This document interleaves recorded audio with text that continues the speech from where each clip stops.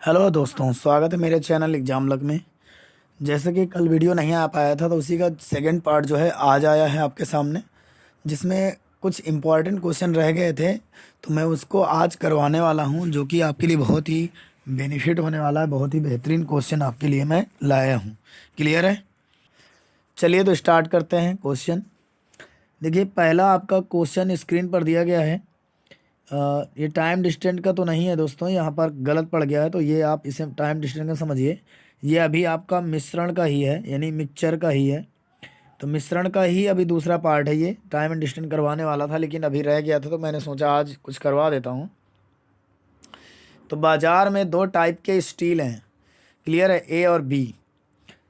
पहले type A में ये 4 नहीं है दोस्तों, ये यहाँ पर ए था। ए में कुल 5% निकिल है और टाइप बी में 40% निकिल है।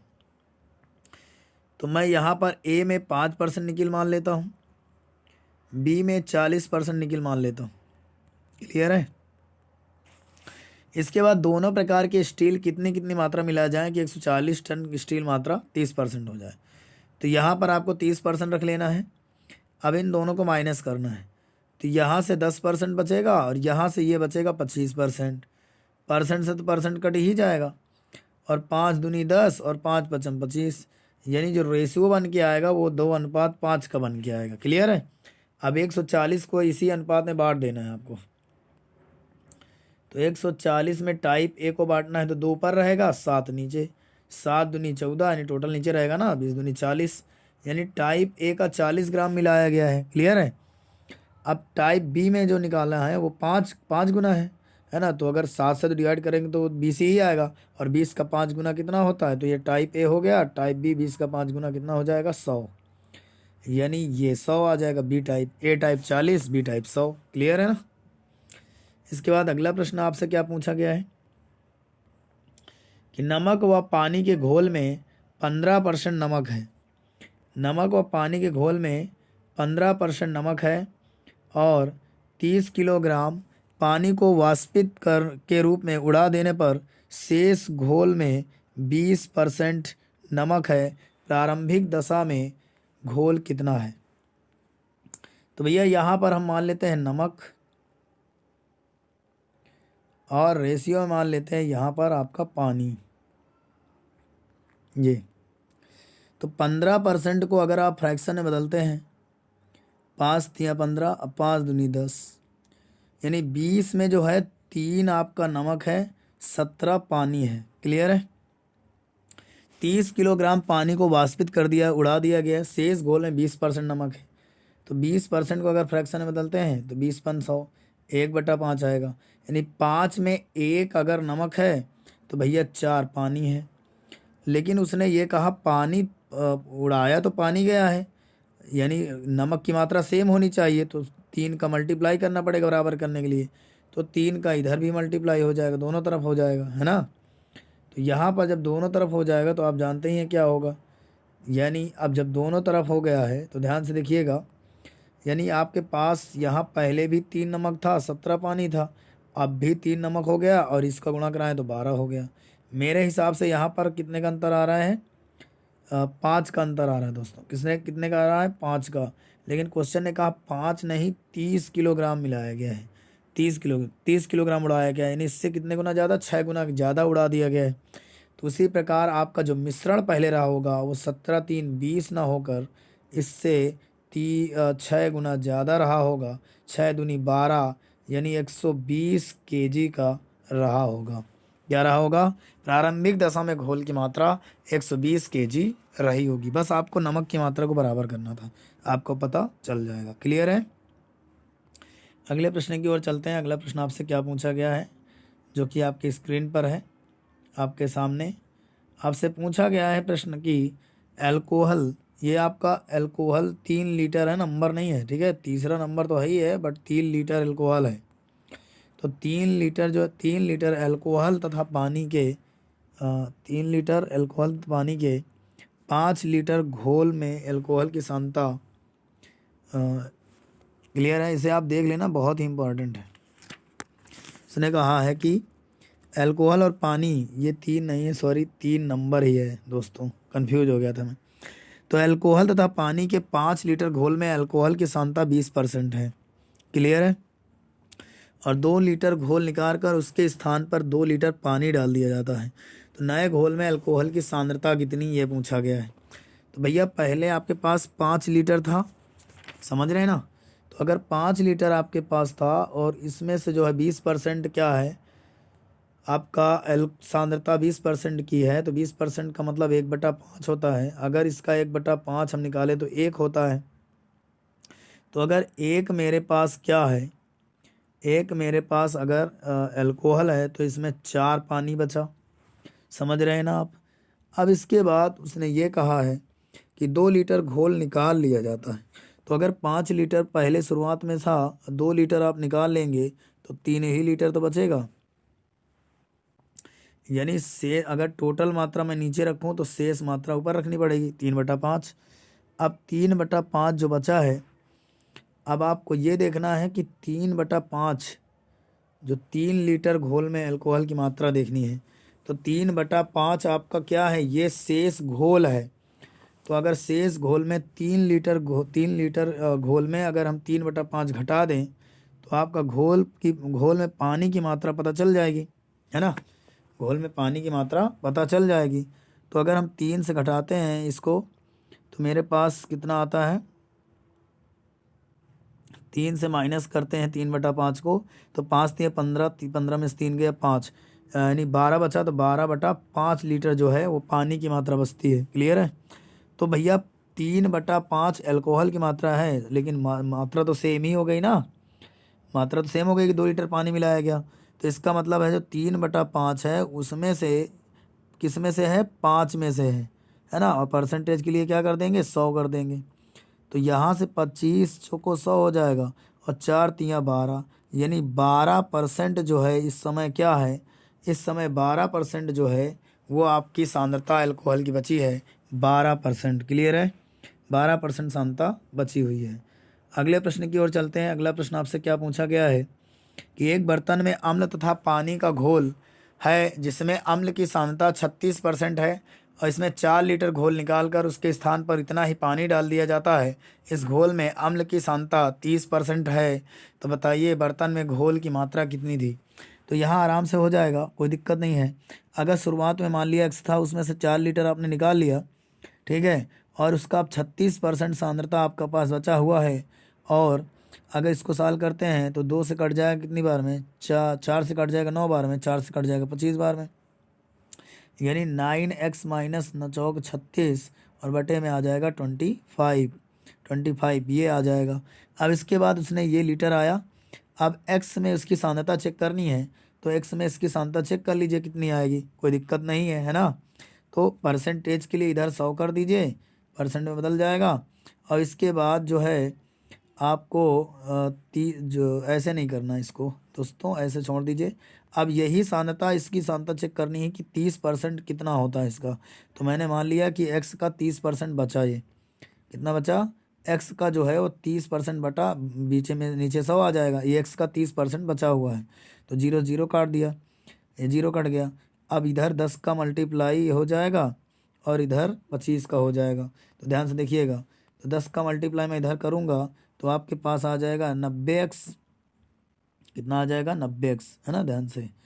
तो 90x यहाँ से आ जाएगा, क्लियर है, 90x यहाँ से आ जाएगा, यानी 90x आपके सामने आ जाएगा, कोई दिक्कत नहीं है।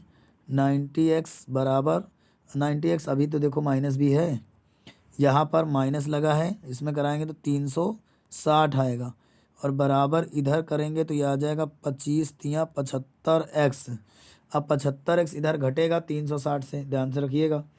अब यहाँ पर जब 90 से यहाँ 75x घटेगा तो 90x में से 75x आप माइनस करेंगे, बराबर 360 के आएगा, है ना। अब जब 75x माइनस करेंगे तो आपके पास बचेगा 15x, क्लियर, बराबर 360 बचेगा, कोई दिक्कत नहीं है। अब इसके बाद जैसे ही आप इसको काटेंगे तो 5 तियाँ 5, 15 दुनिया 30, 6 बचा 15 चौको 60, यानी एक्स की वैल्यू आ जाएगी 24 लीटर, यानी शुरू में जो है 24 लीटर बर्तन में घोल रहा होगा। समझ लीजिए, बहुत ही आसान है करना, कोई दिक्कत नहीं है। पहले आप एक्स लीटर था, उसमें 4 लीटर आपने निकाला, तो इसका मतलब उसका 36% सांद्रता बची, तो आपने इसका 36% निकाला, जो कि अब एक्स के घोल का जो है 30% ये सांद्रता रह गई है, तो इस एक्स का 30% निकाल दिया, बस बराबर कर दिया, आंसर आ गया, कोई दिक्कत नहीं है ना। अब इसके बाद अगला प्रश्न क्या पूछा गया है उसकी ओर चल लेते हैं। अगला प्रश्न आपके सामने आपके स्क्रीन पर है। आपसे पूछा जा रहा है कि एक बर्तन में दूध और पानी का अनुपात 7:3 है, ध्यान से देखना, और दूसरे बर्तन में ये 8:5 है। दोनों बर्तनों को किसी बर्तन में किस तरह अनुपात मिश्रण मिलाया जाए कि इन्हें मिलाकर बने मिश्रण दूध और पानी का अनुपात इतना हो जाए। तो भैया इसको सीधे सीधे आप कर दीजिए कि ये पहला अनुपात 7:3 है, दूसरा अनुपात 8:5 है, और तीसरा अनुपात आपके पास 42:23 है। डरने की कोई बात नहीं है, आराम से हो जाएगा। अब ध्यान से देखिएगा इसको, और इसे हम ध्यान से देख लेते हैं, कोई दिक्कत वाली बात नहीं है। इसमें पहले आप या तो 5 दूध ले लीजिए ऊपर, तो दूध ऊपर 7 ले लीजिए, नीचे कितने में से 10 में से। अब इसके बाद यहाँ पर ये दूध 8 ले लीजिए, कितने में से 13 में से, और इधर दूध 42 ले लीजिए, कितने में से, इन दोनों को जोड़ दीजिए, 3 2 5 4 2 6 65 में से। अब यहाँ पर आपको 65 को हटाना है, क्लियर है। यहाँ पर 65 को हटाना है तो एलसीएम तो ले नहीं पाएंगे आप, तो जाहिर सी बात है एलसीएम तो लेना आपको पड़ेगा ही। तो एलसीएम 130 ले लीजिए, आराम से कट जाएगा, है ना। तो यहाँ पर 130 अगर एलसीएम लेते हैं तो ध्यान से देखिएगा, अगर इसमें हम 130 की मल्टीप्लाई कर देते हैं, और इसमें भी 130 की मल्टीप्लाई कर देते हैं, और इसमें भी 130 की मल्टीप्लाई कर देते हैं, तो 65 दुनिया 130 होता है, और 13 दहाम में 130 होता है, और 10 से कट जाएगा 13 बार में। जब 13 का आप गुणा करेंगे तो 13 सत्ते 91 पहला हो जाएगा रेशियो। अब ऊपर वाला देखो, इसका गुणा करेंगे तो यह 13 में 10 बार कटा 80 हो जाएगा, कितना हो जाएगा 80, और इसका करेंगे तो 42 दुनिया कितना होता है 84 होता है। अब आराम से इसको घटा लेंगे हम, यहाँ घटाएंगे यहाँ घटाएंगे, तो ये तो आपका 4 बचेगा, ये आपका 6 7 बच जाएगा, है ना, यहाँ से 7 बच जाएगा, तो ये 4:7 आपका बनेगा। अब 4:7 ही आपका इसका जवाब हो जाएगा, यही इसका जवाब हो जाएगा। बहुत ही बेहतरीन क्वेश्चन है। आप देख सकते हैं कि 7:3 के अनुपात में पहले आप एक अनुपात मिलाए हैं, एक रेशियो मिलाए हैं, दोबारा दूसरे बर्तन में 8:5 में मिलाए हैं, और मिश्रण को मिलाकर बने मिश्रण को दूध और पानी 42:23 हो जाएगा। तो किस अनुपात में मिलाना जाना चाहिए, तो वो रेशियो आपको मैंने बता दिया कि पहले ऊपर 7 रखना, नीचे 10 कर लो, ऊपर 8 रखना, नीचे पूरा टोटल कर लो, फिर 42 रखना, नीचे टोटल, मतलब दूध की मात्रा ऊपर रख दो, टोटल नीचे रख दो। चाहे तो आप पानी की मात्रा ऊपर रख लो, टोटल नीचे रख लो, तब भी आंसर आ जाएगा। तो यहाँ पर आपको इसको बराबर कर देना, फिर एलसीएम लेकर को सॉल्व कर लेना, जिससे घटाना आसान होगा, भिन्न नहीं बनेगा। तो ये आपका बन जाएगा आकर के, और डायरेक्ट आपका 4:7 उत्तर आ जाएगा। क्लियर है। अब इसके बाद अगला प्रश्न आपसे क्या पूछा गया, हम उसकी ओर चल लेते हैं कि अगला प्रश्न आपसे क्या पूछ रहा था क्वेश्चन। तो आपके सामने स्क्रीन पर आपके सामने क्वेश्चन आ गया है, क्वेश्चन नंबर 6, कि रमेश ने 12,000 रुपये, 12,000 नहीं है कहीं दहीं, सैकड़ा हज़ार 10,000, 1,20,000 रुपये कुछ धनराशि ए को 10% की वार्षिक साधारण ब्याज दर पर, और कुछ शेष धनराशि बी को 12% की वार्षिक साधारण ब्याज पर उधार दिया है। 2 वर्ष के अंत में यदि उसे कुल ब्याज 25,920 रुपये का प्राप्त हुआ है, तो आपको बताना है कि उसने भिन्न भिन्न दरों पर कितना कितना रुपए उसने दान में दिया था। कोई बड़ी बात नहीं है इसको करना, आप आसानी से कर सकते हैं। पहले टोटल ब्याज निकाल लीजिए आप, तो ऊपर आपको टोटल ब्याज कितना मिला था 25,920, इतना टोटल ब्याज मिला था किससे, 1,20,000 से, 1,20,000 से। परसेंटेज के लिए क्या करेंगे 100 करेंगे, क्लियर है। और ये कितने साल के लिए है, 2 साल के लिए, 2 का भाग भी कर देंगे। तो यहाँ से 1 0 2 0 1 0 2 0 1 0 1 0 कट जाएगा, कोई दिक्कत नहीं है। आप इसको जब काटेंगे तो लगभग ये कट होकर के पूरा जो आएगा वो आएगा आपका 10.8%, लगभग इतना कट कर आएगा। आप इसे कट कर लीजिएगा, कोई दिक्कत नहीं है। अब जब इतनी दर हमको टोटल पता हो गई है, तो पहली दर क्या थी, पहली दर 10%, दूसरी 12%। तो पहली दर 10%, दूसरी 12%, अभी जो आई है वो 10.8%। इन दोनों को आपस में घटा लेंगे, घटाएंगे तो पहला वाला जो आपका घट करके आएगा वो 1.2 आएगा, और दूसरा वाला जो घट करके आएगा वो आपका 0.8 आएगा। तो दशमलव दशमलव काट दीजिए। जब इसका रेशियो बना रहे होंगे तो 4 तियाँ 12 और 4 दूनी 8, 3 रेशियो 2 बन जाएगा। अब बस पैसे को 3 रेशियो 2 में बांट देना है, उत्तर आ जाएगा। यानी टोटल 3 2 5 है। अब 5 किसके बराबर दिया गया आप जानते ही हैं। 5 दिया गया है 1,20,000 के बराबर, 1,20,000 के बराबर। तो इससे आप 5 से भाग करेंगे तो 1 यूनिट की वैल्यू कितनी आ जाएगी। 5 से भाग करेंगे तो 1 यूनिट की वैल्यू कितनी आएगी मेरे पास, ये चेक कर लो। तो 1 यूनिट की वैल्यू आ जाएगी 24,000। क्यों? क्योंकि भाग करेंगे तो 5 दूनी 10, 5 चौको 20। अब आपको 3 यूनिट की वैल्यू और 2 यूनिट की वैल्यू बतानी है। तो अगर 3 यूनिट की वैल्यू निकालेंगे एक ही, तो मेरे पास 3 का इसमें गुणा हो जाएगा 24 में, तो 24 तियाँ 72,000 आ जाएगा आपके पास। और बी का मान निकालूं तो 2 से 24 दूनी 48,000 आ जाएगा मेरे पास। कोई दिक्कत नहीं है, दोनों की आपके बैलेंस आपके सामने आ गए हैं। क्लियर है? अब अगला प्रश्न आपसे क्या पूछ रहा है उसकी ओर हम चल लेते हैं। अगला प्रश्न क्वेश्चन नंबर आपका क्या है, 7वां है, जो कि आसानी से देखिएगा, बहुत ही आसानी से होने वाला है प्रश्न। कि 2 बर्तन ए तथा बी दूध और पानी के मिश्रण हैं। इनमें दूध और पानी का अनुपात 5:2 है और 8:5। इसे किस अनुपात में मिलाएं कि वो 9:4 हो जाए। बहुत ही आसान है दोस्तों। अभी मैंने बताया कि दूध के ऊपर रख लो 5 और नीचे टोटल रख दो 7, फिर इसके दूध के ऊपर रख लो 8, नीचे टोटल रख दो 13। अब इसके बाद आपके पास क्या बता कि टोटल ऊपर 9 रख दो 9, नीचे रख दो टोटल 13। अब इसका देखो 91 एलसीएम आएगा।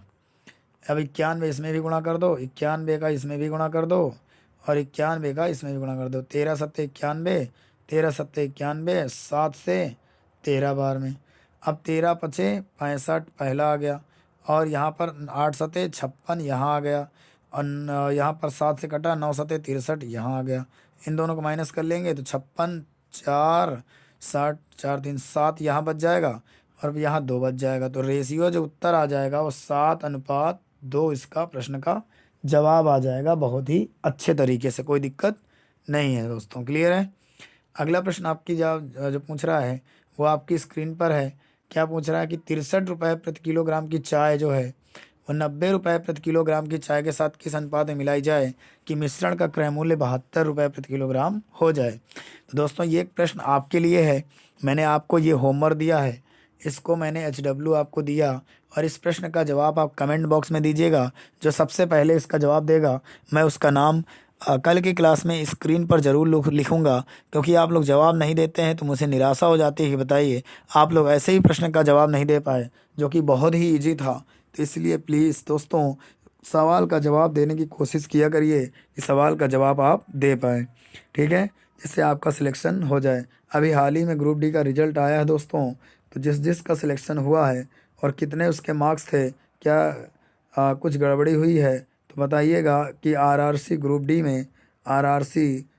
डी में किसका सिलेक्शन हुआ है और किस जोन से उसने भरा था, इसमें आप कमेंट करिएगा।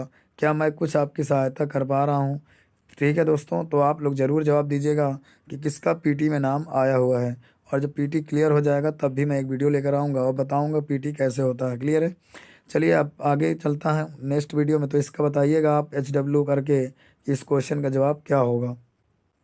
अगला क्वेश्चन आपके सामने आपके स्क्रीन पर आने वाला है, ध्यान से देखिएगा।